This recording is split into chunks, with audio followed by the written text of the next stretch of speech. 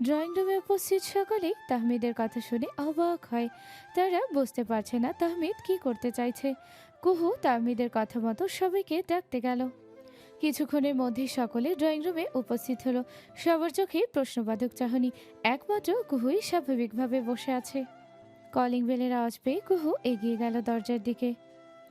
তাহমিনা আক্তারের বুকের ভেতর কেমন যেন করছে। তিনি স্থির হয়ে বসে থাকতে পারছে না। তার মন বলেছে আজ বোধহয় কোনো অঘটন ঘটবে, এমন মনে হচ্ছে কেন তার।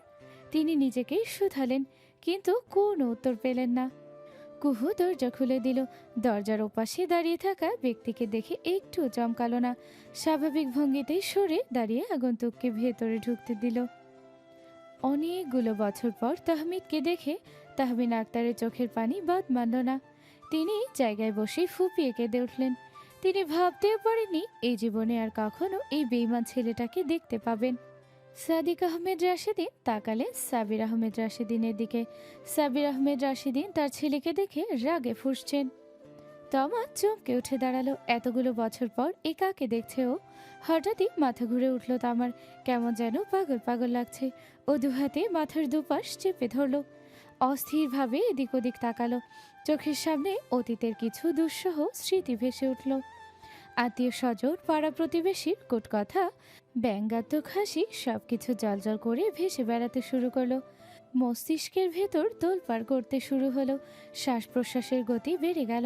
দাঁড়িয়ে থাকা ওর জন্য কঠিন হয়ে পড়েছে। ফারদিন এতক্ষণ নীরবে সকলের প্রতিক্রিয়া দেখছিল, কিন্তু তমার অস্বাভাবিকতা চোখে পড়তেই সে এক লাফে গিয়ে দাঁড়ালো তমার পাশে। মেয়েটাকে দুহাতে আঁকড়ে ধরল। সে ভুলে গিয়েছে এখানে গুরুজনেরাও আছে। আজকের আগে ফারদিন কখনোই তমার এতটা কাছে আসেনি, ওকে এভাবে জড়িয়ে ধরেনি। তবে সে বুঝতে পারছে না তমা হঠাৎ করেই এমন করছে কেন। আর এই ভদ্রলোকই বা কে? ইনাকে দেখে এই বাড়ির প্রত্যেকের চেহারা থমথমে হয়ে গেল কেন? তমা, এমন করছো কেন? কষ্ট হচ্ছে তোমার? মাথা ব্যথা করছে? আমাকে বলো তোমার কি হয়েছে? ফারদিন ব্যাকুল হয়ে জানতে চাইল।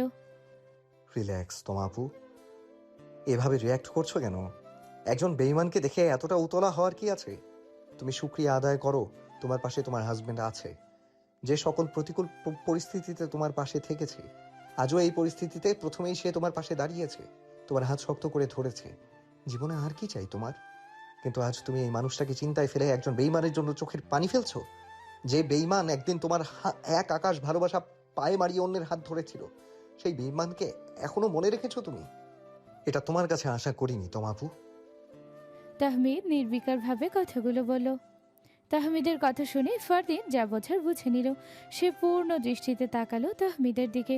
লম্বা চড়া গড়নের এই সুদর্শন পুরুষটি যে কারো নজর কেড়ে নিতে সক্ষম। ফারদিন তাকে দেখে বুঝে গেল তমা কেন তাকে এতটা ভালোবাসতো। তবে সে এখনো তমাকে ছাড়ল না, বরং আগের থেকেও শক্ত করে তমাকে ধরে রাখলো। তমা তাহমিদের কথা শোনা মাত্রই চমকে তাকালো ফারদিনের দিকে। এই মানুষটা সবসময় চেষ্টা করেছে ওকে সুস্থ করতে। আজ অবধি সে তমার উপর স্বামীর অধিকার খাটাতে চেষ্টা করেনি। তমার সকল কাজে সে নীরবে উৎসাহ দিয়েছে। তমার অনেক ভুলভাল কাজ হাসি মুখে মেনে নিয়েছে। একটা বারের জন্য বলেনি তমা তুমি কেন এত ভুল করো। বরং তমার সব সময় মনে হতো সে যেন চায় তমা ভুল করুক। সে কখনোই তোমার অতীত নিয়ে মাথা ঘামায়নি, সবসময় তোমাকে ভালো রাখার চেষ্টা করেছে। অথচ আজও সেই মানুষটার সামনে নিজের জঘন্য অতীতকে দেখে কাছে। নিজের এমন নিজ কাজের জন্য লজ্জা পেল তামা। নিজের অজান্তেই দুহাতে আঁকড়ে ধরল ফারদিনের টি শার্ট। মিশে যেতে চাইল ফারদিনের বুকের ভেতর। তামাকে নিজের খুব কাছে আবিষ্কার করে হাসল ফারদিন। না, ভুল মানুষকে সে গ্রহণ করেনি, সঠিক মানুষটাই এসেছে তার জীবনে। তুমি হঠাৎ এত বছর পর উদয় হলে যে? কি দেখতে এসেছো? তোমাকে ছাড়া আমরা ভালো নেই এমনটাই দেখতে চেয়েছিলে বুঝি? সেটা যদি ভেবে থাকো তবে তোমার ভাবনা ভুল। তোমাকে ছাড়াই আমরা দরিদ্র আছি এবং খুব ভালো আছি। আমাদের সংসারটা এখন আগের থেকেও বেশি পরিপূর্ণ। একজনের শূন্যতা আমরা আরও কয়েকজনকে দিয়ে পূর্ণ করেছি। কখনো আমরা ভুল করেও ভাবি না অতীতে কেউ আমাদের শূন্য করে চলে গিয়েছে। সাদিক আহমেদ রাশেদিন কাটকাট গলায় বললেন, চাচ্চু, আমি ভুল করেছি আর শাস্তিও পেয়েছি নিজের ভুলের। ভিকা আমাকে ছেড়ে চলে গেছে, আমার সন্তানকে হত্যা করেছে সে, সন্তানের কথা আমাকে জানতেও দেয়নি সে। সকল ভুলের শাস্তি আমি তিলে তিলে ভোগ করছি।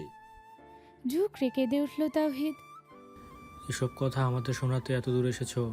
তুমি ভেবেছো আমরা এসব শুনলে আবেগে পড়ে তোমাকে মেনে নেব? ভুল ভেবেছো তুমি। তবে এ কথা সত্যি, একটা অনাগত প্রাণ অকালেই ঝরে গেছে শুনে আমার খারাপ লাগছে। আমার মনে হয় খবরটা শুনে সবাই কষ্ট পেয়েছে, কিন্তু সেই অজুহাতে তুমি এই বাড়িতেই ঠাঁই পাবে না। এটা নিশ্চিত থাকো যে তুমি একদিন আমাদের এই বাড়িটাকে পাগলাগারদ বলে ব্যঙ্গ করেছিলে। আজ তোমার কষ্টের দিন এই পাগলাগারদেই ছুটে এসেছো, দেখে অবাক হচ্ছি। দুনিয়ার হাজারো দর্শনীয় স্থান রেখে শেষে অবশেষে তুমি এই পাগলাগারদে ছুটে এলে। তুমি ভীষণ স্বার্থপর একটা ছেলে, এটা কি জানো? সাবির আহমেদ রাশেদিন গর্জে উঠলেন। বাবার রাগ দেখে তাওহিদ অবাক হলো না। এটা তো হওয়ারই ছিল। তার নিজের করা ভুলের কাছে এই রাগটুকু খুবই সামান্য। তবে হাল ছাড়ল না তাওহিদ শেষ চেষ্টা করেই গেল। মা, তুমি চাইলে সব কিছু ঠিক করে দিতে পারো। তুমি তো মা, আর কোনো মাই সন্তানের কষ্ট সইতে পারে না, সন্তানের চোখের পানি সহ্য করতে পারে না। আমি জানি তুমিও পারবে না। আমাকে ক্ষমা করে দাও মা, তোমাদের মাঝে আমাকে একটু ঠাঁই দাও। আমি জানি সবাই আমার থেকে মুখ ফিরিয়ে নিলেও তুমি আমাকে ফিরিয়ে দেবে না। আজকেও তুই আমাকে ইমোশনালি ব্ল্যাকমেল করতে চাচ্ছিস? তুই আমাকে আর কত আঘাত দিবি? আরো কতবার আমাকে ভেঙে চুরে দুঃখের সাগরে ভাসাবি? বদল তো সবারই হয়, কিন্তু তোর নির্দয় কজন হয় বলতে পারিস? একটা সময় তুই আমাকে তোর প্রয়োজনের হাতিয়ার বানিয়ে রেখেছিলি বলে এখনো কি মনে করিস আমি আগের মতোই তোর সেই হাতিয়ার হয়ে আছি? ভুলে যা সেসব দিনগুলোর কথা, যেদিন তুই আমাকে বলেছিলি আমি একজন স্বার্থপর মা, যে নিজের স্বার্থের জন্য সব কিছু করতে পারে। আমি নিজের বোন আর তার পরিবার ছাড়া কিছুই বুঝি না। একজন আজ্ঞাবহ মেরুদণ্ডহীন স্ত্রী আমি, এই বাড়ির কাজের মেয়ে আমি। আমি আসলে কারো মা হওয়ার যোগ্যই নই। এই বাড়ির প্রত্যেকে তোর খারাপ চাই। তোর বাবা একজন। এই বাড়ির প্রত্যেক পুরুষই তাদের স্ত্রীদের আঁচলের নিচে থাকে। সেদিনই আমি তাকে মন থেকে ঝেড়ে ফেলে দিয়েছি। ভুলে গেছি তাওহিদ নামে আমার কোনো ছেলে ছিল। তাই তোর কোনো আকুতি আমার মন গলাতে পারবে না। তুই যেভাবে এখানে এসেছিস সেভাবেই তোকে ফিরে যেতে হবে। আজ অনেকগুলো বছর পর আমি আমার বড় বোনকে ফিরে পেয়েছি, যে তমা তোর দেওয়া আঘাত সইতে না পেরে পাগল হয়ে গিয়েছিল। সেই মেয়েটা আজ সুস্থ হয়েছে, একটা সুখের সংসার হয়েছে ওর। আজ তোকে গ্রহণ করে আমি ওদেরকে আরেকবার আঘাত করতে পারি না। পেয়েছিস আমার উত্তর, এবার যেতে পারিস। তাওহিদ এবার তাকালো তমার দিকে। মেয়েটাকে ওর স্বামী বুকের ভেতর শক্ত করে ধরে রেখেছে, যেন তার হাতের বাঁধন আলগা হলেই ও পালিয়ে যাবে। আজ অনেক বছর পর তমার মায়াবী মুখটা দেখে বুকের ভেতর চিনচিনে ব্যথা অনুভব করলো তাওহিদ। একটা সময় পর ও নিজের স্বার্থে এই মেয়েটাকে আঘাত দিয়েছিল। মেয়েটা সেদিন কত অনুনয় করেছিল আজীবন ওর হয়ে থাকবার জন্য, কিন্তু তাওহিদের পাষাণ হৃদয়ে পৌঁছায়নি তমার অনুনয়। সে নির্দ্বিধায় বলেছিল তমা তার যোগ্য নাই, তার সোসাইটিতেও তমার অযোগ্য বলেই বিবেচিত হবে। আজ সে মেয়েটাই পরম প্রশান্তিতে অনন্যের বুকে মাথা রেখেছে। দীর্ঘশ্বাস ছাড়ল তাওহিদ। কুহু, তুমি জানতে আজকে আমাকে সবাই মিলে অপদস্থ করবে। সব কিছু জানার পরও তুমি আমাকে এই বাড়িতে ডেকেছ। সব কিছু তোমার প্রি প্ল্যান ছিল, তাই না? আমি বিপদে পড়ে তোমার কাছে সাহায্য চেয়েছি আর তুমি আমাকে নিয়ে খেলেছ। তোমার কাছে এটা আশা করিনি আমি। যে বড় মা কোনোদিন আমার সঙ্গে উঁচু গলায় কথা বলেনি, আজ সেই বড় মাও আমার থেকে মুখ ফিরিয়ে নিয়েছে। তুমি জানতে এসব কিছুই হবে, তারপরেও তুমি আমাকে কিছুই জানাওনি কেন? তাওহিদ কুহুর দিকে তাকিয়ে গর্জে উঠল। হেই, তুমি আমার সঙ্গে কথা বলো, আমার স্ত্রীকে চোখ রাঙাচ্ছ কেন? আর হ্যাঁ, তুমি ঠিকই বলেছ, এ সবই প্রি প্ল্যান ছিল। তবে সেটা কুহুর নয়, আমার। ও আমার কথা মতো কাজ করেছে। আমি ওকে যা যা বলতে বলেছি ও তোমাকে সেগুলোই বলেছে। একদিন তুমি এই বাড়িতে এই বাড়ির মানুষগুলোকে অসম্মান করেছিলে, অপমান করেছিলে। আমিও তাই তোমাকে এই বাড়িতে ডেকে এনেছি তোমাকে অপমান করব বলে। তাওহিদের রাগকে পাত্তা না দিয়ে তাহমিদ উল্টো উপহাস করলো বড় ভাইকে। ওদের দুই ভাইয়ের কথোপকথন শুনে বাড়ির সকলেই অবাক হয়ে গেলেন। তাহমিনা আক্তার এগিয়ে গেলেন কুহুর কাছে। কুহুকে নিজের দিকে ফিরিয়ে জিজ্ঞেস করলেন, কি হয়েছে আমাকে বলবি মা? তুই কি জানতিস আজ এই ছেলেটা আমাদের বাসায় আসবে? আমাকে সত্যিটা বল। শাশুড়ির প্রশ্নে কুহু কিছুক্ষণ ইতস্তত করে মুখ খুলল। তোমার মনে আছে মা, কয়েক মাস আগে তোমার শাড়ি গহনা আমাকে দিয়েছিলে। সেদিন আমি তোমাকে জিজ্ঞেস করেছিলাম ভাইয়া যদি ফিরে আসে তখন তুমি কি করবে। তুমি জবাব দিয়েছিলে কোনো বেইমানকে তুমি কোনোদিনও এই বাড়িতে জায়গা দেবে না, মেনে নেবে না তাকে। সেদিনই আমি তোমাকে প্রশ্ন কেন করেছিলাম জানো? তুমি যখন গহনা আনতে দিদুনের রুমে গেলে তখন আননোন নম্বর থেকে কয়েকবার ফোন এসেছিল। তুমি রুমে ছিলে না, তাই ফোনটা আমি রিসিভ করেছিলাম। সেদিন ফোনটা ভাইয়া করেছিল, সে জানালো এই বাড়িতে আসতে চায়। কিন্তু আমি তোমাদের কারোর মনোভাব না জেনে ভাইয়াকে আসতে বলতে পারিনি। সেদিন যখন জানলাম তুমি ভাইয়াকে চাও না, সেদিনই তোমার ছোট ছেলেকে একই প্রশ্ন করলাম, সেও একই উত্তর দিল। আর তাছাড়া আমি আগেই জানতাম এই বাড়িতে ভাইয়ার নাম নেওয়া নিষেধ। কথাটার সত্যতা আরেকদিন জানতে পেরেছিলাম। একদিন সন্ধি বাবার সামনে ভাইয়ার কথা বলেছিল, আর সেদিন বাবা সন্ধির উপর ভীষণ রেগে গিয়েছিলেন। দিদুন সেদিন বাবার সামনে উপস্থিত থাকা সত্ত্বেও বাবাকে থামাননি। সেদিন আমি বুঝতে পেরেছিলাম এই বাড়ির কেউই ভাইয়াকে চায় না, তারা মন থেকে ভাইয়াকে মুছে ফেলতে চায়। তাই একদিন সময় বুঝে তোমার ছোট ছেলেকে ভাইয়ার ব্যাপারে জানাই। তাকে জানাই ভাইয়া বাড়িতে ফিরতে চায়। আর সেদিনের পর থেকে ভাইয়ার সঙ্গে নিয়মিত কথা হতো আমার। আমি ভাইয়াকে সেগুলোই বলতাম যেগুলো আমাকে তোমার ছোট ছেলে শিখিয়ে দিত। তবে আমি এটা জানতাম না তোমার ছোট ছেলে ভাইয়াকে আজকের দিনে বাসায় আসতে বলবে। গতকাল যখন সে বলল আজকে ভাইয়াকে বাসায় ডাকতে, তখন আমি সত্যি অবাক হয়েছিলাম। কুহুর কথা শুনে সকলেই জিজ্ঞাসু দৃষ্টিতে তাকালেন তাহমিদের দিকে। তাহমিদও সকলের দৃষ্টি বুঝতে পারল। এত অবাক হওয়ার কিছু নেই। আমি শুধু এই সেলফিশকে এই বাড়িতে এনে ওর চোখে আঙ্গুল দিয়ে দেখাতে চেয়েছিলাম ভুলগুলো, ওর করা অন্যায়গুলো। আমি বড়মার মুখে শুনেছিলাম এই সেলফিশের জন্মের পর দাদু পরপর 4 দিন আমাদের গ্রাম সহ আশেপাশের কয়েক গ্রামের লোকজনকে দাওয়াত করে খাইয়েছিল, কয়েক মন মিষ্টি বিলিয়েছিল বাড়িতে প্রথম নাতির আগমন উপলক্ষে। আর সেই আদরের নাতি একদিন আমার দাদুকে স্বার্থপর বলেছিল। দাদু নাকি নিজের স্বার্থের জন্য তার চাচার ছেলেকে নিজের কাছে রেখে দিয়েছিল, 4 ছেলেকে এই বাড়ি নামক কারাগারে থাকতে বাধ্য করেছিল। দিদুন এই কথাগুলো শুনে কিভাবে কেঁদেছে সেটা আমি জানি। নিজের প্রাণ প্রিয় নাতির কথাগুলো শোনার পর দিদুন তাকে মনেও রাখিনি। আজ আমি এই সেলফিশকে দিদুনের সামনে দাঁড় করিয়েছি, কারণ আজ এই নিজের পূর্বের অপরাধের জন্য তরপাচ্ছে। এটা দেখে দিদুন কিছুটা হলেও শান্তি পাবে। এর অবস্থা দেখে আমার মায়ের অপমান কিছুটা হলেও কমবে। আমার মাকেও দিনের পর দিন কাঁদিয়েছে। আজ ওকে সবার সামনে এনে সবাইকে একটু সান্ত্বনা দিতে চেয়েছি আমি। ও একদিন যেই বাড়িকে ঘৃণার চোখে দেখেছে, যে বাড়ির মানুষগুলোকে তুচ্ছ তাচ্ছিল্য করেছে, আজ সেই বাড়ির মানুষগুলোর সামনে ও মাথা নত করে দাঁড়িয়ে আছে। এটাই বা কম কি? তুই তুই একটা সাইকো না হলে আমার সঙ্গে এমন নিষ্ঠুর আচরণ করতে পারতিস না। রাগে কাঁপছে তাওহিদ। নিজের বাবার মতো বড় চাচাকে একদিন তুমি বলেছিলে চাটুকার, আমার শান্তশিষ্ট বাবাকে বলেছিলে স্ত্রৈণ, আমার চাচাদের বলেছিলে এরা দুজন এক গোয়ালের গরু। আমার বাবা চাচাদের অপমানের শোধ নিতে গিয়ে যদি আমাকে সাইকো হতে হয়, তবে আমি সেটাও হতে রাজি আছি। আর আমি যদি একবার সাইকোর রোল প্লে করি, তবে প্রথমে আমার হাতে খুন হবে তুমি। তাহমিদ, তোমার কথার মধ্যেই ইন্টারফেয়ার করার জন্য সরি। তোমাদের ফ্যামিলির এসব ব্যাপারের মধ্যে আমাদের না থাকাই বেটার। আমি তোমাকে নিয়ে বাসায় যাচ্ছি। ফারদিন দরাজ গলায় বলল, তুমিও আমাদের ফ্যামিলিরই একটা পার্ট, আর আজকে তোমাদের এখানে থাকতেই হতো। তোমারও জানা দরকার তমাপু পাগল হয়েছিল কেন। আবার আজকে তমাপুর এই সেলফিশের মুখোমুখি হওয়ার দরকার ছিল। তমাপুর বুঝতে হবে সে একটা বেইমানের জন্য নিজের জীবনের 5টা বছর নষ্ট করেছে। কত বড় ভুল করেছে সে। এবার সময় এসেছে সামনে এগিয়ে যাওয়ার, নতুন করে বাঁচার। তমাপু, তোমার কি এখনো মনে হচ্ছে এই লোকটা তোমার যোগ্য? যাকে তুমি নিজের থেকেও বেশি ভালোবেসেছিলে, সে আদৌ তোমার ভালোবাসা পাওয়ার যোগ্য ছিলই না। এটা মানতে পারলেই তুমি সুখী হবে। পারবে এটা মানতে? কেন পারবো না? আমি জীবনে সব পেয়েছি, কোনো কিছুরই অভাব নেই আমার। সংসার, স্বামী, সন্তান, সৃষ্টিকর্তা সবই আমাকে উজাড় করে দিয়েছেন। তোর মতো ভাই আছে আমার, কুহুর মতো ছোট বোন আছে। আমার কি আফসোস করতে আছে বল? আমার স্বামী অযোগ্য কেউ নয়, সে আমাকে সম্মান করে। আমার কোনো চাওয়া পাওয়া সে অপূর্ণ রাখে না, সে আমাকে ভালোবাসে। তারপরও কেন আমি অতীতকে নিয়ে আফসোস করব? হ্যাঁ, যে অতীত আমাকে চমৎকার ভবিষ্যৎ দিয়েছে, সে অতীত হয়তো কোনোদিনও ভুলতে পারবো না। সে অতীতকে আমার হৃদয়ের গহীনের ঘৃণার কুঠুরিতে আবদ্ধ রাখবো আজীবন। প্রতিটা দিন ঘৃণা ভরে স্মরণ করবো সেই অতীতকে। আর একবার যাকে ঘৃণা করা যায়, চাইলেও তাকে কখনোই ভালোবাসা যায় না।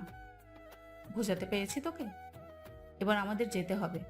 গতকাল আমার শ্বশুর বাবা শুটকি ভর্তা খেতে চেয়েছিলেন, কিন্তু সময়ের অভাবে করতে পারিনি। আজকে বাবাকে শুটকি ভর্তা খাওয়াতেই হবে। কয়েকদিন পর আমরা আবার আসব। তুই না করিস না, যেতে দে আমাদের। তমা দ্বিধাহীনভাবে বলল। তমার কথা শুনে হাসল তাহমিদ। ওর বুক থেকে বড়সড় পাথর নেমে গিয়েছে। ঠিক আছে যাও, আমি কালকে যাচ্ছি তোমার বাসায়। কালকে দেখবো কেমন রান্না করো তুমি। দৃষ্টি, ফারজাকে নিয়ে আসবে প্লিজ। তমা দৃষ্টিকে অনুরোধ করলো। হুম। একটু পরই দৃষ্টি ফারজাহকে নিয়ে আসলো। এবার যাই, চলুন। তমা মৃদু স্বরে ফারদিনকে বলল। তমার কথায় ফারদিন হেসে ফারজাকে কোলে নিল। চলো। তমা সকলের কাছ থেকে বিদায় নিয়ে বাসা থেকে বেরিয়ে যাওয়ার উদ্যোগ নিল। দরজার কাছে গিয়ে আবার ফিরে এসে দাঁড়ায় তাহিদের সামনে। ভেবেছিলেন আমাকে ভেঙে গুড়িয়ে দেবেন, অবশ্য কিছুটা সফলও হয়েছিলেন। তবে সেটা আমার বোকামির কারণেই সম্ভব হয়েছিল। এত কিছুর মধ্যেও আপনি আমার অনেক বড় উপকার করেছেন। এই যে আপনার কাছ থেকে প্রত্যাখ্যান পাওয়ার পর এমন একজনের দেখা পেয়েছি যার সামনে দাঁড়ানোর যোগ্যতা আপনার নেই। আপনি তাকে ছুঁড়ে ফেলে দিয়েছিলেন, সে তাকে আঁকড়ে ধরেছে, তাকে নতুনভাবে গড়েছে, নতুনভাবে বাঁচতে শিখিয়েছে।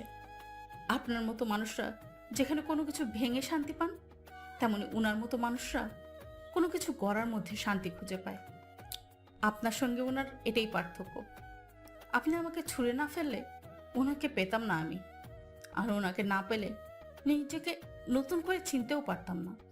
আপনি চলে যাওয়াতে দিন শেষে আমার সঙ্গে ভালো কিছুই ঘটেছে। এর জন্য একটা ধন্যবাদ আপনাকে দেওয়াই যায়। ধন্যবাদ। দহনের দুনিয়ায় আপনাকে স্বাগতম।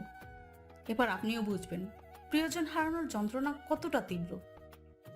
এই যে আপনি এখন প্রতিনিয়ত পড়বেন, আর আমি তখন অন্য কারো মাঝে মত্ত থাকবো, কারো ভালোবাসায় নিজের দুনিয়া গড়ব আমি। আপনি পড়তে পড়তে নিঃশেষ হবেন, আর আমি কারো ভালোবাসায় পূর্ণ হব। কথাগুলো বলেই আর দাঁড়ালো না তমা। ফারদিনের হাত ধরে বাড়ি থেকে বেরিয়ে গেল। তমার কথাগুলো শুনে তাহিদের চোখের কোণে পানি জমল। সত্যি ও আজ নিঃস্ব, ওর হারানোর মতো আর কিছুই নেই। তোমার কি মনে হয় এই বাড়ির ত্রিসীমানায় থাকা তোমার উচিত? আমাদের প্রত্যেকের কাছে তুমি একটি মরীচিকা বই কিছুই নও। এটা বুঝতে পেরেছো, নাকি আবার নতুনভাবে বোঝাতে হবে? তমা চলে যেতেই বলে উঠলেন সাবির আহমেদ রাশিদিন। বাবা, আমাকে ফিরিয়ে দিও না। তোমাদের ছাড়া আমি সত্যি একা, কোনো অস্তিত্বই নেই আমার। তাওহিদ আরো একবার অনুনয় করলো। তুই নিজের প্রয়োজনে আমাদের কাছে এসেছিস, যেহেতু এখন তোর পাশে কেউ নেই, যে সেহেতু এখন আমাদের প্রয়োজনীয়তা অনুভব করছিস। কিন্তু যখন নতুন কাউকে পেয়ে যাবি তখন দিব্যি আমাদের ভুলে যাবে। তোর স্বভাবটাই এমন, তোকে চিনতে আমার বাকি নেই। সেই ছোটবেলা থেকেই তুই বড্ড স্বার্থপর। মাঝে মধ্যে আমার মনে হতো আমার আব্বার সঙ্গে তোর কোনো পার্থক্য নেই, যারা শুধু নিজের প্রয়োজনকেই বড় করে দেখে। কিন্তু নিজের সন্তান হওয়ার কারণে কথাটা আমার মনের ভেতরেই রেখে দিয়েছিলাম। আজ কথাটা না বলে পারলাম না। আমরা শুধুমাত্র তোর প্রয়োজন হতে পেরেছি, তোর প্রিয়জন হইনি কখনোই। অতীতে যা হওয়ার হয়ে গেছে, নতুন করে তোর প্রয়োজন আর হতে চাই না আমরা। তুই তোর মতো থাক, আমাদেরকেও আমাদের মতো থাকতে দে। আরও একবার তোর ছায়া পড়ে এই সংসারে অশান্তির সৃষ্টি হোক সেটা চাই না। ফিরে যা তোর স্বপ্নের দুনিয়ায়। আশা করি নতুন কাউকে পেয়ে যাবি। তোর জন্য সবসময় দোয়া থাকবে আমার। এবার অন্তত তোকে কেউ সুখী করুক, সুখী হ তুই, এবং সেটা আমাদের ছাড়াই। কথাগুলো বলেই তাহমিনা আক্তার নিজের রুমে চলে গেলেন। আজ তিনি কাঁদবেন। নিজের ভুল বুঝতে পেরে তার সন্তান ফিরে এসেছিল তার কাছে, কিন্তু তিনি ফিরিয়ে দিয়েছেন নিজের সন্তানকে। তিনি ছেলেকে যতটাই ভালোবাসেন ততটাই ভালোবাসেন এবারে প্রতিটা মানুষকে। ছেলের কাছে আঘাত পেয়ে নিজেকে শক্ত করেছেন অনেক আগেই। আরও একবার ছেলের কাছে আঘাত পেতে চান না তিনি, কারণ তিনি জানেন ভবিষ্যতে একই কাজ করতে দুইবার ভাববে না তাওহিদ। সে ছেলেটাই এমন, নিজের স্বার্থ ছাড়া কখনো কিছু ভাবতে পারে না সে। তাই আরেকবার তাওহিদকে সুযোগ দিতে চাননি তাহমিনা আক্তার। নিস্তব্ধ রজনী, আকাশে থালার মতো চাঁদ উঠেছে। তার রূপালী আলোয় ধরিত্রী সেজেছে মোহনীয় রূপে।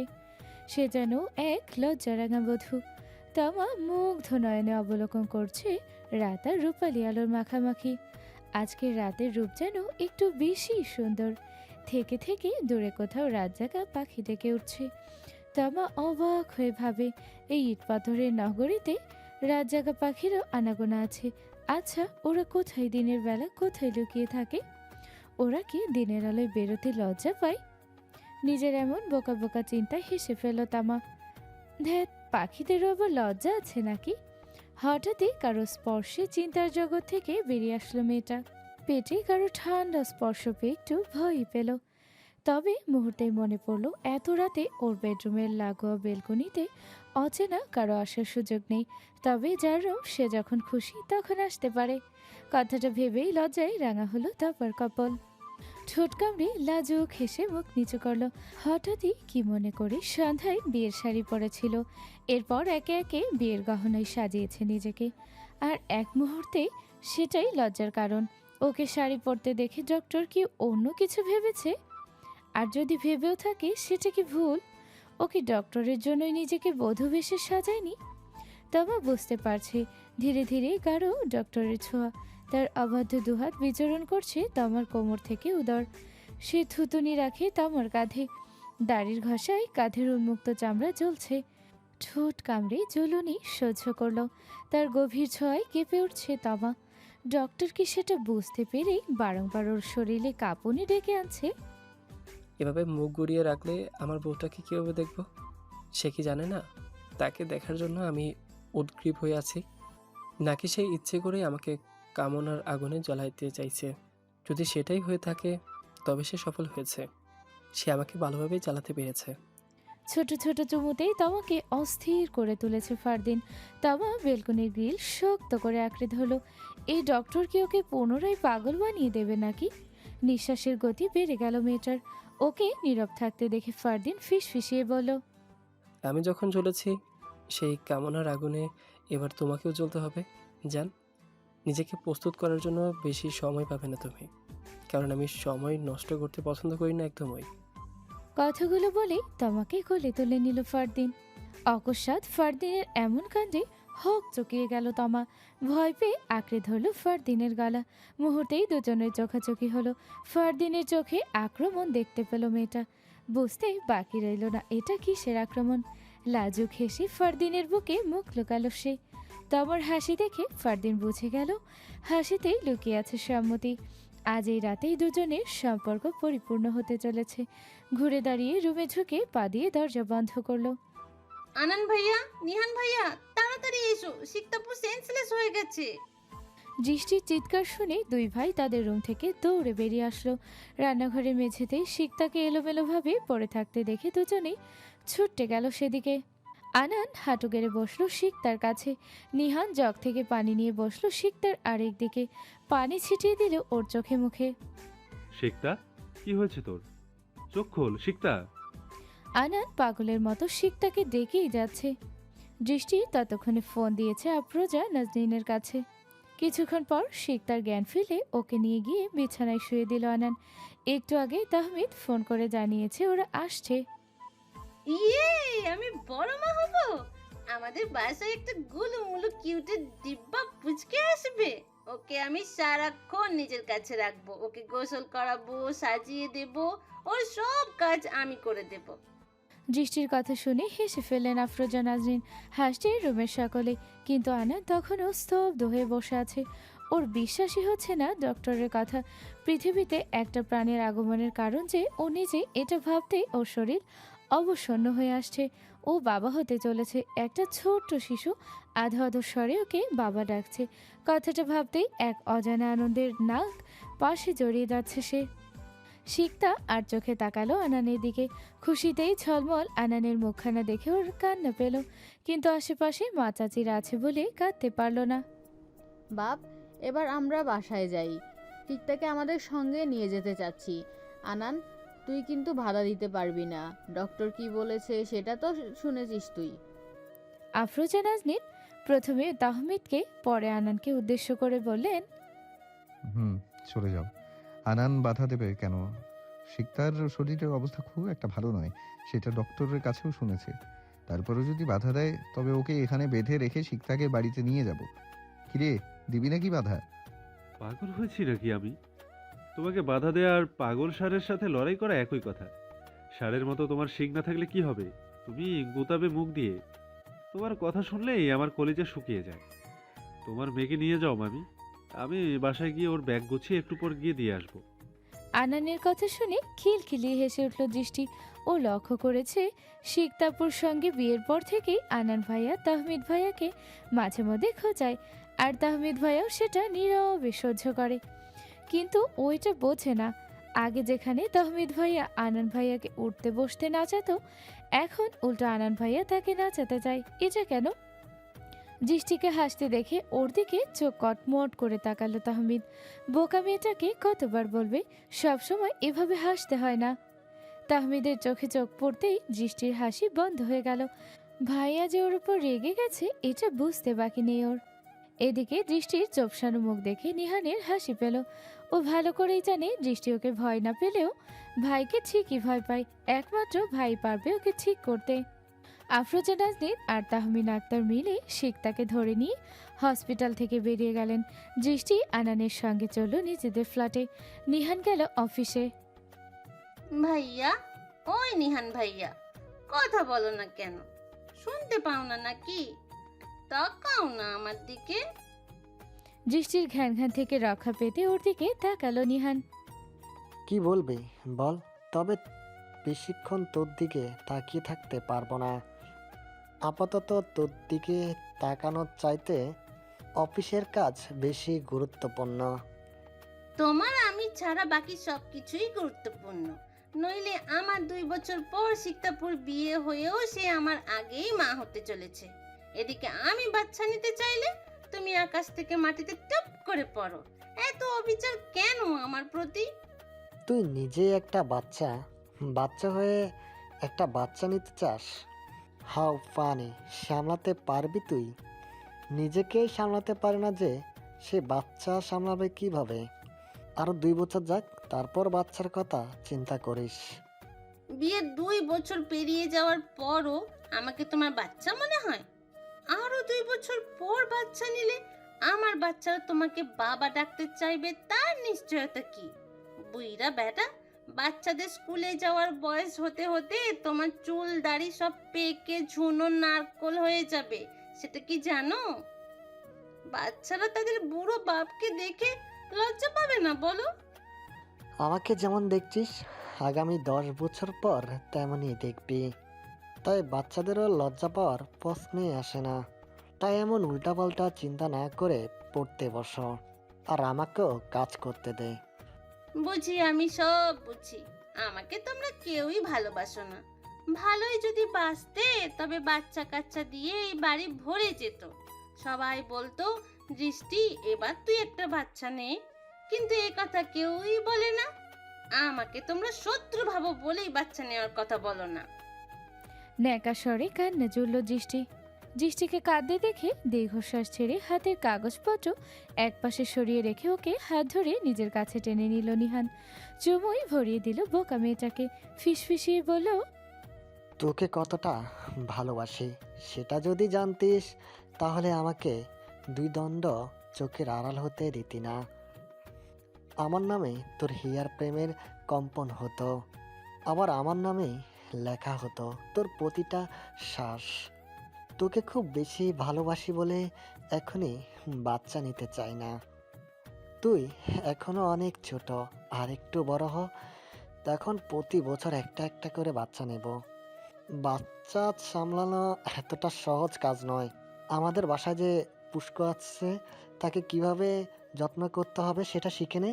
ও আসলে ওর সঙ্গে বেশি বেশি করে সময় কাটাবি। বাচ্চা লালন পালনের আন্তপান্ত শিখে নে, তারপর বাচ্চা নিস। আমি কিছুই বলবো না।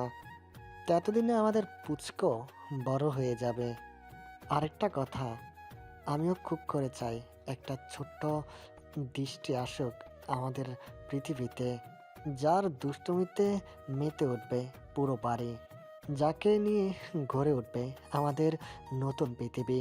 তার নামও ঠিক করে রেখেছি, আমাদের প্রিন্সেস হবে আমাদের চাবিকাঠি। নিহানের কথা শুনে খুশিতে কেঁদে ফেলল দৃষ্টি। ফোপাতে ফোপাতে জিজ্ঞেস করলো, কি নাম ঠিক করেছো? আমাকে আগে বলনি কেন? তুমি খুব খারাপ। আর প্রিন্সেসই বা কেন? প্রিন্সও তো আসতে পারে। আসুক না, যে আসবে আসুক। আমি তোকে আমার স্বপ্নের কথা বলেছি, আমার হৃদয়ের গহীনে সাজানো স্বপ্ন, যেটা কখনোই কাউকে ব্যক্ত করিনি। আজকে তুই জানলি সেটা। তার নাম বলা যাবে না, 2 বছর পর জানতে পারবি। আবারও 2 বছর? তাহলে এতদিন তুমি আলাদা রুমে থাকবে, আমার কাছে আসারও চেষ্টা করবে না। হুর, যেখানে তোকে ছাড়া একটা রাতও কাটানো সম্ভব নয়, এখানে আমাকে 2 বছর আলাদা থাকতে বলছিস? সম্ভব নয়। প্রয়োজনে প্রিন্সেস 9 মাস পরে আসবে। কথাটা বলে মনে মনে প্রমাদ করল নিহান আবেগের বশে কি বলে ফেলল। এবার পাগলিটাকে সামলাবে কিভাবে? সত্যি 9 মাস পরেই আসবে আমাদের প্রিন্সেস? এখন থেকে ঠিক 9 মাস পর? তার মানে তুমি বলতে চাচ্ছ এই মুহূর্তে? কথাটা শেষ করতে পারল না, তার আগে দৃষ্টি বুঝলো ও কি বলতে চেয়েছিল। লজ্জায় দুহাতে নিজের মুখ চেপে ধরল। নিহান ভ্রুকুচকে তাকালো দৃষ্টির দিকে। মেয়েটাকে লজ্জা পেতে দেখে ঘুমন্ত কামনা জেগে উঠল, শক্ত করে জড়িয়ে ধরল দৃষ্টিকে। ঠিক ধরেছিস, এই মুহূর্তে। নিহান নিজেও আর কিছু বলল না, দৃষ্টিকে কিছু বলার সুযোগ দিল না। বউ, তোমার মুখখানা এমন মলিন দেখাচ্ছে কেন? শরীর খারাপ লাগছে? আমার কাছে এসো তো, দেখি কি হয়েছে। কুহুর দিকে তাকিয়ে উদ্গ্রীব হয়ে জানতে চাইল তাহমিদ। এক হাতে কুহুকে টেনে নেয় নিজের কাছে। কিছু হয়নি আমার, এমনি একটু ক্লান্ত লাগছে। আপনি এত অস্থির হচ্ছেন কেন? এখানে চুপটি করে বসুন, আমি পায়েস রান্না করেছি, আপনি খেয়ে বলবেন কেমন হয়েছে। কুহু তাহমিদকে শান্ত করতে চাইল। আমার বউ রান্না করেছে আর আমি খাবো না, এটা হতেই পারে না। তবে খাওয়ার আগে আমাকে বলবে তোমার সমস্যার কথা। তোমার কি হয়েছে সেটা জানতে না পারলে আমি কিছুই খেতে পারবো না। শোনা বউ, আমাকে বলো তোমার কি হয়েছে। তাহমিদকে টেনশন করতে দেখে কুহু নিজের সমস্যার কথা না বলে থাকতে পারল না। কয়েকদিন থেকেই শরীরটা ক্লান্ত লাগে, খেতে ইচ্ছে করে না। গত কয়েক মাস ধরে পেটে হালকা ব্যথা করতো, তবে 2 মাস থেকে ব্যথা বেড়েছে। কুহু একে একে সব সমস্যার কথা খুলে বলল। সবকিছু শুনে তাহমিদের কপাল কুঁচকে গেল। ওর চোখে মুখে চিন্তার রেখা স্পষ্ট হয়ে উঠেছে। 2 মাস ধরে সমস্যা, অথচ আমাকে কিছুই জানাওনি। আমি তোমাকে বারবার জিজ্ঞেস করেছি কি হয়েছে, কিন্তু তখনও তুমি আমার প্রশ্ন এড়িয়ে গেছো। তুমি এমন কেন বলো তো? বাড়ির প্রতিটা সদস্যের সেবা করতে গিয়ে, তাদেরকে ভালো রাখতে গিয়ে নিজের দিকে নজর দাও না। এমনকি আমাকে জানাও না তোমার শারীরিক অবস্থার কথা। আমাকেই বারবার জিজ্ঞেস করে জেনে নিতে হয় কেন কুহু? তাহমিদের চিন্তিত মুখ দেখে শঙ্কায় ছেয়ে গেল কুহুর মন। তবে কি ওর খারাপ কোনো অসুখ হয়েছে? ভয়ে ভয়ে জিজ্ঞেস করলো। খারাপ কিছু হয়েছে আমার? আপনাকে এমন চিন্তিত দেখাচ্ছে কেন? কুহুর কথায় দীর্ঘশ্বাস ছেড়ে হাসবার চেষ্টা করলো তাহমিদ। ওর আশঙ্কা কুহুকে বুঝতে দিতে চায় না। আমাকে চিন্তিত দেখানো মানেই কি তোমার সঙ্গে খারাপ কিছু ঘটবে? এতগুলো দিন তুমি কষ্ট পেয়েছো ভেবেই আমার চিন্তা হচ্ছে। আমার কথা মন দিয়ে শোনো। আগামীকাল তুমি আমার সঙ্গে হসপিটালে যাবে। আমি স্যারের সঙ্গে কথা বলছি। তাহমিদ ফোনে ব্যস্ত হয়ে গেল। কালকেই যেতে হবে? অন্য ডক্টরের কাছে যেতে হবে কেন? আপনিও তো ডক্টর, আপনার চেম্বারে গেলে হবে না? কুহুর সত্যি ভয় হচ্ছে। আমি কোনো গাইনোকোলজিস্ট নই। তোমার চিকিৎসা একজন ভালো গাইনোকোলজিস্টের কাছে হওয়া দরকার। কাল আমি দুপুরে বাসায় ফিরবো, তুমি তৈরি হয়ে থেকো। আপনি কি আমার কাছে কিছু লুকোচ্ছেন? আপনি বোধহয় বুঝতে পেরেছেন আমার সমস্যা কি, বুঝেছেন তাই না? কুহুর প্রশ্নের জবাব না দিয়ে ওকে এক হাতে নিজের কাছে টেনে নিল তাহমিদ। চুমু দিল ওর শ্যামাঙ্গিনীর চোখে মুখে। তোমার নিজের সমস্যা বলে যেটাকে মনে করছো, সেটা আসলে তোমার একার নয়। যেদিন আমি তোমাকে নিজের করে পেয়েছি, সেদিন থেকেই তোমার সবকিছু আধা আধি ভাগ হয়ে গেছে, এবং সেই সবকিছুর মধ্যে সমস্যা, দুঃখ, কষ্ট এসবও পড়ে। তাই কখনো বলবে না তোমার একার সমস্যা, একার দুঃখ। এসবের ভাগিদার আমিও। আমি কখনো শুধু স্বামী হয়ে থাকতে চাইনি। আমি তোমার সুখ দুঃখের সঙ্গী হতে চেয়েছি। তোমার সকল ব্যথা, চাওয়া পাওয়া নিজের করে নিতে চেয়েছি, কিন্তু তুমি আমাকে সেই সুযোগ থেকে বঞ্চিত করতে চাও। তাহমিদ গলায় আবেগ ঠেলে বলল। তাহমিদের কথা শুনে কুহুর চোখে সুখের অশ্রুদল এসে ভিড় করলো। ও জানে এই মানুষটা ওর ভালো থাকার কারণ। এই মানুষটাকে ছাড়া কুহু এক পাও ফেলতে পারে না। এই মানুষটার অনুপ্রেরণা না পেলে, তাকে পাশে না পেলে কুহু কবেই হতাশায় নিমজ্জিত হতো। মানুষটা ওর জীবনে এসেছে শান্তির কারণ হয়ে, স্বস্তির ছায়া হয়ে। কুহু পরম ভরসায় ওর একান্ত পুরুষের বুকে মাথা রাখলো। আপনারা কেউ কিছু বলছেন না কেন? কি হয়েছে আমার? ডক্টর আঙ্কেলও কিছু বললেন না, আবার আপনিও কিছু বলছেন না। মা বড় মাকে জিজ্ঞেস করলে তারাও পাশ কেটে চলে যাচ্ছে। 5টা দিন ধরে আপনাদেরকে বারবার জিজ্ঞেস করছি কি হয়েছে আমার, বলুন, কিন্তু আপনারা আমার প্রশ্নের কোনো উত্তরেই দিচ্ছেন না। এমনকি রিপোর্টও আমাকে দেখতে দিচ্ছেন না। কেন? আমাকে বলুন কি হয়েছে আমার। কথাগুলো বলেই হাও মাও করে কেঁদে ফেলল কুহু। তাহমিদ কিচ্ছু বলল না, শুধু ওকে জড়িয়ে নিল বুকের সাথে। অনেকক্ষণ পর কুহু কান্না থামিয়ে আবারও জিজ্ঞেস করলো, এভাবে চুপ করে থাকবেন না, আমাকে সত্যিটা বলুন। আপনাদের নীরবতা আমাকে পোড়াচ্ছে, দম বন্ধ হয়ে আসছে আমার। আমাকে সত্যিটা না বললে আমি ডক্টর আঙ্কেলকে গিয়ে জিজ্ঞেস করব। কুহুর জোড়াজড়িতে শেষ পর্যন্ত তাহমিদকে মুখ খুলতেই হলো। কুহুমা, তুই এভাবে ভেঙে পড়ছিস কেন বলতো? অথচ আমরা এতদিন তোকে ধৈর্যশীল ভেবে এসেছি। শোন কুহুমা, একটা কথাই সব সময় মনে রাখবি, সৃষ্টিকর্তা তার প্রিয় বান্দাকে পরীক্ষা নিতে পছন্দ করেন। তিনি তার প্রিয় বান্দাদের দুঃখ, কষ্ট, বিপদ, আপদ, রোগ, শোকে ফেলে তাদের ধৈর্যের পরীক্ষা নেন। ধরে নে এটাও তোর একটা পরীক্ষা। তিনি তোর পরীক্ষা নিচ্ছেন তোকে দুঃখ দিয়ে। খোঁজ নিলে জানতে পারবি পৃথিবীর কোনো মানুষই পরিপূর্ণ নয়। প্রত্যেক মানুষের মধ্যে কোনো না কোনো অপূর্ণতা থাকেই। এটা মানতে হবে তোকে, তবেই তোর কষ্ট কিছুটা লাঘব হবে। আফরোজা নাজনীন কুহুর মাথায় হাত বুলিয়ে দিয়ে বললেন। বড়মার কথায় কুহু হাও মা করে কেঁদে উঠল। চিরপরিচিত এই ধৈর্যশীলা মেয়েটি কিছুতেই নিজেকে সামলাতে পারছে না। কারো সান্ত্বনা বাণীতেই ওর কান্না থামছে না। বারবার আমাকেই কেন পরীক্ষা দিতে হয় বড় মা? কি দোষ করেছি আমি? সৃষ্টিকর্তা আমাকে এতটাই ভালোবাসলেন যে আমার মা হবার ক্ষমতাই কেড়ে নিলেন। আমি চিরটাকাল সৃষ্টিকর্তার সান্নিধ্য পাবার চেষ্টা করেছি, সব সময় তার ইবাদত করার চেষ্টা করেছি। তবুও তিনি কেন আমাকে এত কঠিন পরীক্ষায় ফেললেন? তার চেয়ে বরং তিনি আমার আয়ু কেড়ে নিতে পারতেন। তবুও আমি নিজের মনকে সান্ত্বনা দিতে পারতাম, মরে গিয়েও ওনাকে সন্তান উপহার দিতে পারতাম। সৃষ্টিকর্তা কেন আমাকে বন্ধা করলেন?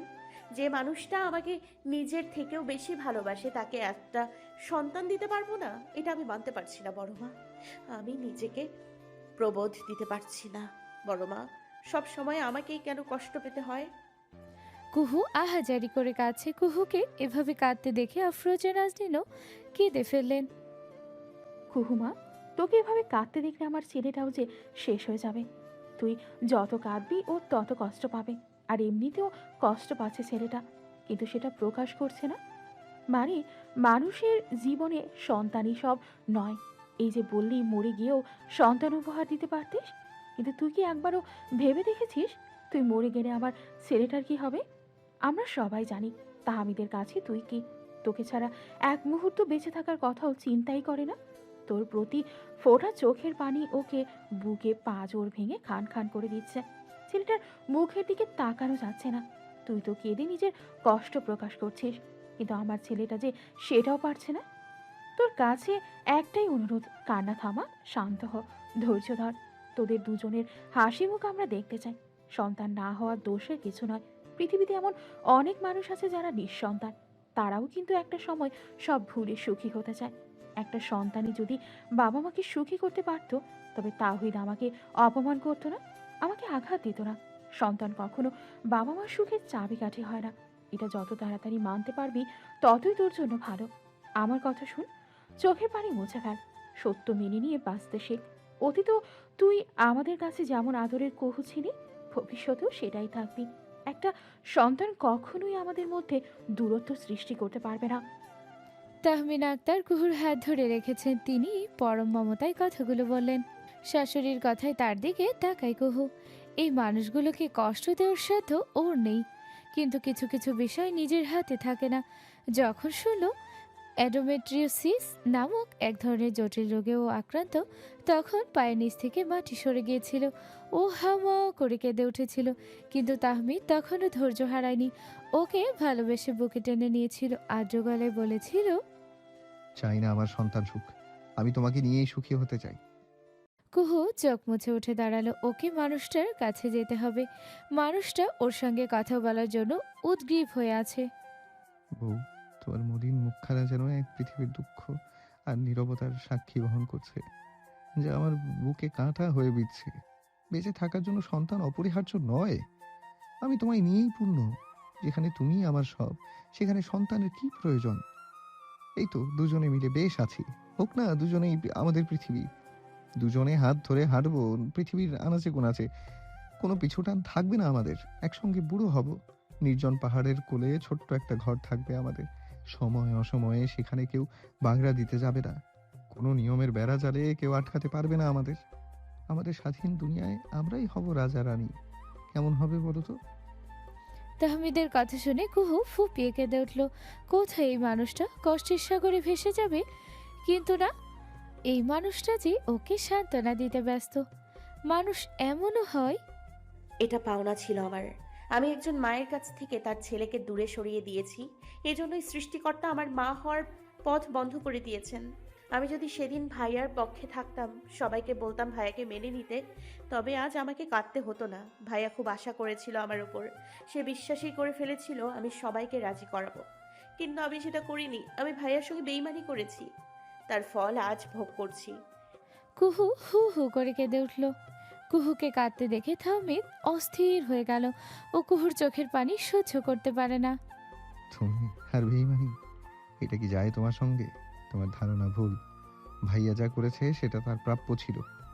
এর ভেতরে নিজেকে জড়িয়ে মিছেই কষ্ট পাচ্ছ তুমি। বেইমানি তুমি করনি, বেইমানি করেছে তাওহিদ নামের এক বেইমান। সে সবাইকে ঠকিয়েছে। তোমার এই সমস্যার সূত্রপাত ঘটেছিল আরো কয়েক বছর আগে।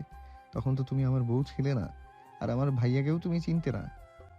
এবার আমাকে বলো, ভাইয়াকে না মেনে নেওয়ার সাথে তোমার সম্পৃক্ততা আছে? সে তার নিজের কর্মফল ভোগ করছে। ওই বিষয়টার সাথে নিজেকে কেন জড়াচ্ছ? তুমি তো কুসংস্কারাচ্ছন্ন মেয়ে ছিলে না। এসব কুসংস্কার মনে ঠাঁইও দিতে নেই, এতে কষ্ট বাড়ে বই কমে না। তাহমিদ নানানভাবে বোঝালো কুহুকে। একসময় কুহুও তাহমিদের কথা মেনে নিজেকে সামলানোর চেষ্টা করলো। কোকিলা, এদিকে আয়, মন দিয়ে আমার কথা শোন। শিখতাকে দেখে শুনে রাখবি কিন্তু। ও যেমন তেদর মেয়ে, ওকে কোনো কথাই শোনানোই যায় না। বেশি লাফাতে দিবি না ওকে। শেষ দেখা যাবে আমার বাচ্চাটা পৃথিবীতে ল্যান্ড করতে না করতেই বাদরামি শুরু করে দেবে। এটা কিন্তু হতে দেয়া যাবে না। তাই আমি সিদ্ধান্ত নিয়েছি, ওর জন্মের কয়েকদিন পরই ওকে তোর কাছে দিয়ে যাব। তুই ওর মা হবি, কারণ শিখতা একটা কাঁধি, ও কোনো কাজেরই না। আমার বাচ্চাটা ঠিকমতো যত্ন নিতে পারবে না ও, যেটা তুই খুব ভালো পারবি। আনান কথাগুলো বলে কুহুর আড়ালে চোখ মুছল। কুহু আনানের কথা শুনে মলিন হাসলো। ও জানে আনান ভাইয়া কেন তার সন্তান ওকে দিতে চাইছে, কিন্তু কুহু তো এটা হতে দেবে না। ও কোনো মায়ের বুক খালি করে তার সন্তান নিজের কাছে রাখতে পারবে না। এতটা স্বার্থপর ও হতে পারবে না। তাই কুহু মলিন হেসে বলল, এমন কথা বলো না ভাইয়া। শিকতা মা হিসেবে পারফেক্ট হবে দেখো।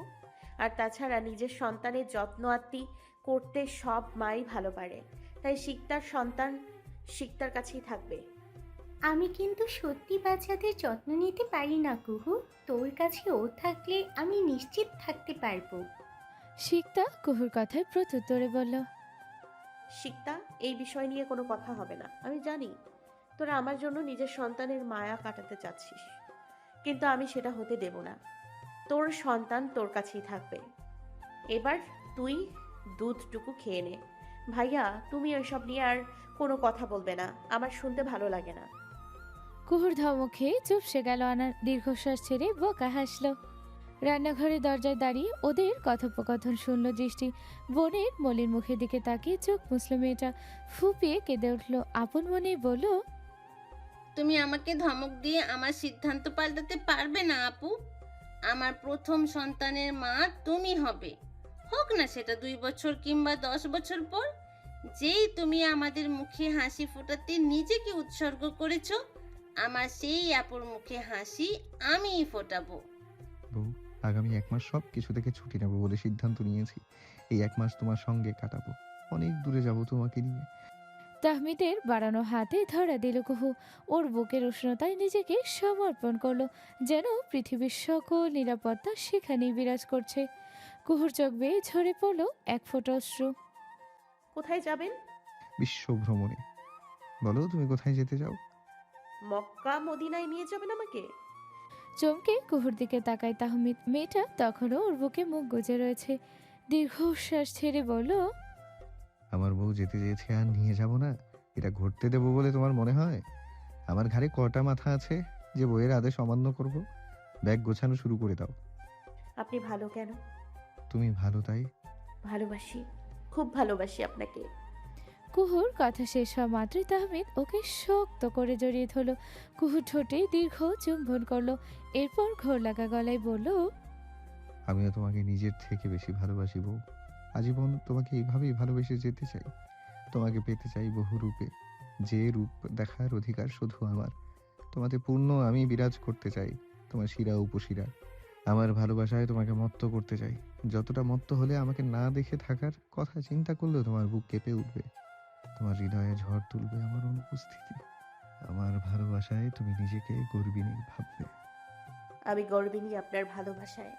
আপনাকে ছেড়ে এক মুহূর্ত থাকার কথা আমি চিন্তাও করতে পারি না। আপনি আমার বেঁচে থাকার কারণ। আপনাতে মত্ত হয়েছে অনেক আগেই। কুহুর কথা শুনে হেসে ওকে কোলে তুলে নিল। খুশিতে ওর চোখে পানি এসে গেছে। আজ সত্যি নিজেকে পরিপূর্ণ মনে হচ্ছে। এই ধুলির ধরায় আজীবন বেঁচে থাকার লোভ জাগলো মনে। এই মেয়েটিকে আরো আরো ভালোবাসার সুযোগ চাই, অনন্তকাল এই মেয়েটার সঙ্গে কাটাতে চাই।